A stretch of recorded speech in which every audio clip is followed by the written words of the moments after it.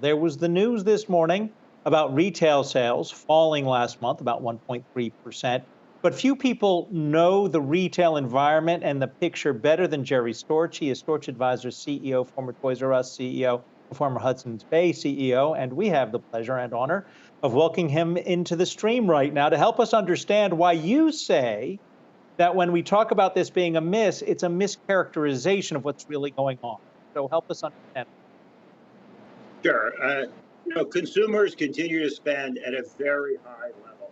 There's no slowdown. There's no downturn out there in the real world right now.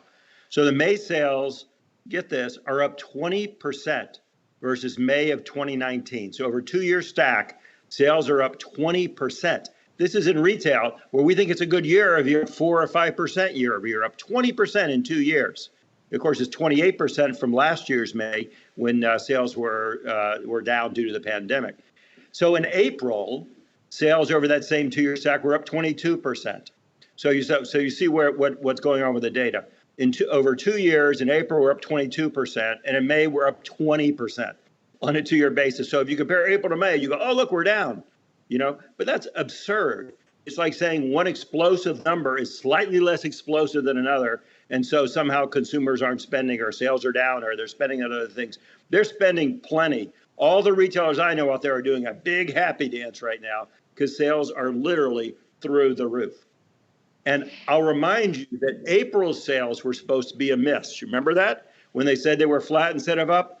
Now in this latest report, they've revised that to a positive 0.9% from flat. So that's a huge thing, 0.9. Now they say it's down 1.3% or something. I don't even know within that level of confidence at this point. Let's wait till the next report comes out, the final one. But I don't even care. It's a huge increase. Sales are still booming out there.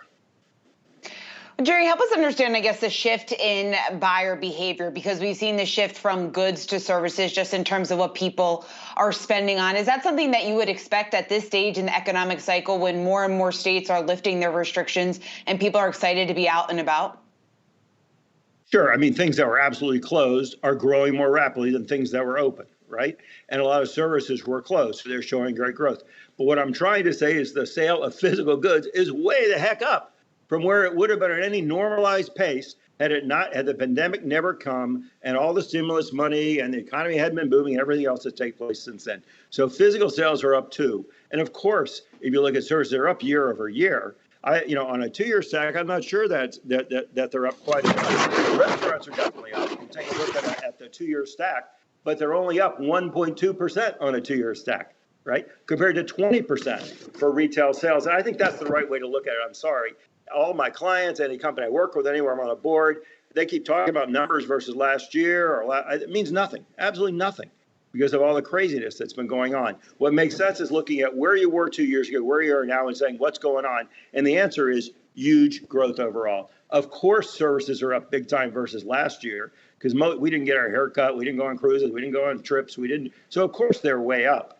But the real question is, where are they compared to 2019? And they're not up as much as even physical goods sales are up. So that's why I say I think it's a mischaracterization of what's going on. And the absolute level of spending is way up. All boats are rising as this economy has risen.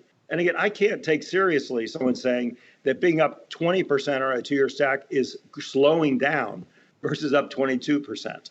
That's just, and that's what that 2% difference is where the 1.3% comes from. That's exactly where it comes from, using the same data, the commerce data. And that really just doesn't mean anything. And they don't even know that that's right. So let me ask you, from the viewpoint of an investor, but also from the viewpoint of the clients that you might advise. I mean, this kind of massive spending that we do see will eventually slow down. Pent-up demand will get eased, as will the savings that will start to deplete as people spend money. Do you have a timetable as to when that might begin?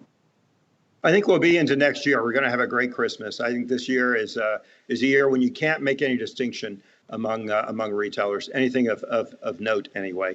But the emergence from the pandemic will not fix the major strategic problems some of these business segments have. Let me highlight department stores. So, if you use the logic of a lot of the reports on retail sales today, you say department stores are doing great because they're up 1.6% on a month-over-month basis when you look at May compared to April. But when I look at it on a 2-year stack, they're still down 6%. So they're still The sales in department stores are still down 6% from where they were 2 years ago. And again, they'll have a fine year and people are going to get dressed more and buy a lot of fancy clothes this year. By the time you're around the bend, though, past Christmas and get into next year, they're going to have to start comping these numbers, and they're not going to do it. And you're going to see, again, the emperor has no clothes, the water drains, the boats that are all floating now, the ones that don't really have, very sound strategies are going to be the boats that run aground or sink. And that'll be next spring is where you're going to start to see it, when you start to comp these amazing numbers that we have right now. Jerry Storch, always love to have you on the show. We'll see you next month, hopefully, as CEO of Storch Advisors.